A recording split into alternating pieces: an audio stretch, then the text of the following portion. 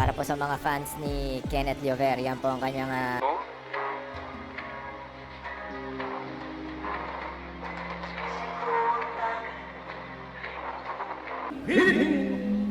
WBO 아시아 퍼시픽 방탄큐 나라이 도쿄 다이케이로 방탄큐 1위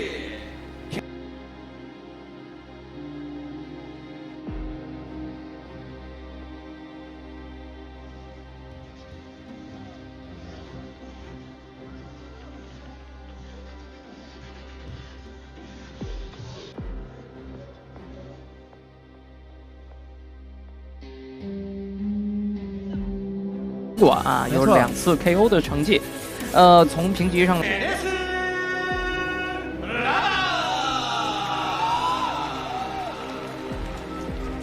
俱乐部的阿亚提。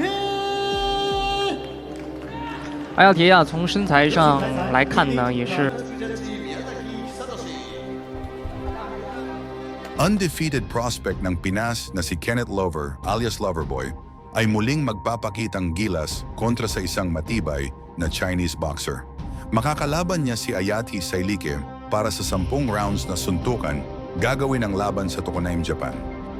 Nakakakilabot ang kartada nitong si Llover, 16 wins with 11 knockout at walang talo. Habang 12 wins, 9 losses naman ang Insik. Kaya naman, marami agad ang umaasa na magiging patabalang sa karda ni Llover itong Chinese boxer.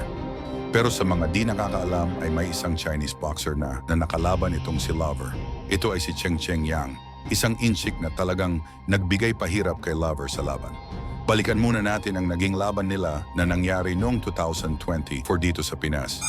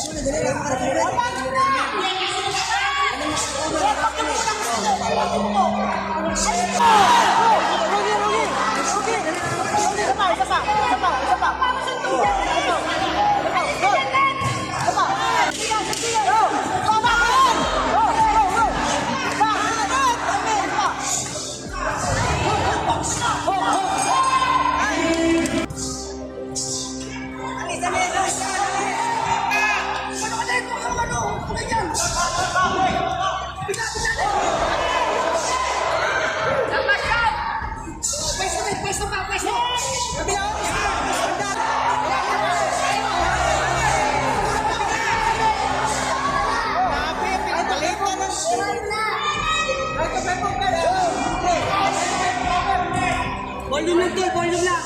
Okay.